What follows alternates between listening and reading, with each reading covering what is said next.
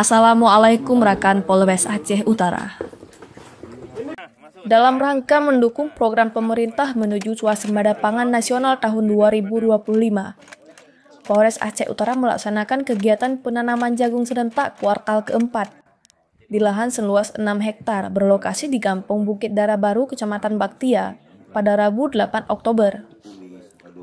Kegiatan ini merupakan bagian dari program nasional yang digelar secara serentak oleh jajaran Polda dan Polres di Indonesia, yang dibuka secara resmi oleh Wakil Presiden Griver Raka Buming Raka bersama Kapolri Jenderal Listio Sigit Prabowo melalui sambungan Zoom meeting dari Banten.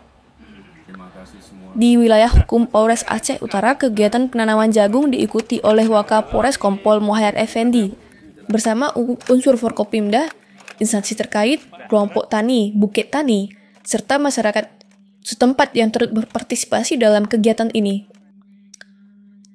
Pelaksanaan penanaman jagung serentak menjadi wujud nyata komitmen Polri dalam mendukung kebijakan pemerintah untuk memperkuat ketahanan pangan nasional sekaligus mendorong pemberdayaan ekonomi masyarakat pedesaan.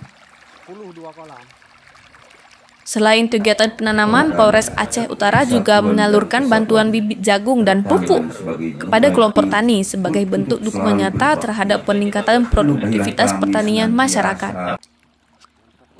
Kegiatan ini sekaligus menjadi momentum mempererat hubungan antara aparat kepolisian dan masyarakat melalui semangat kerjasama dan kepedulian terhadap pembangunan di sektor pertanian.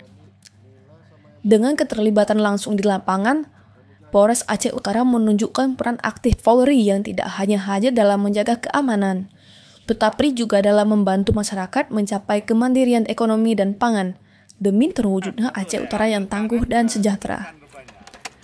Dari Aceh Utara, tim Bormas Polres Aceh Utara melaporkan.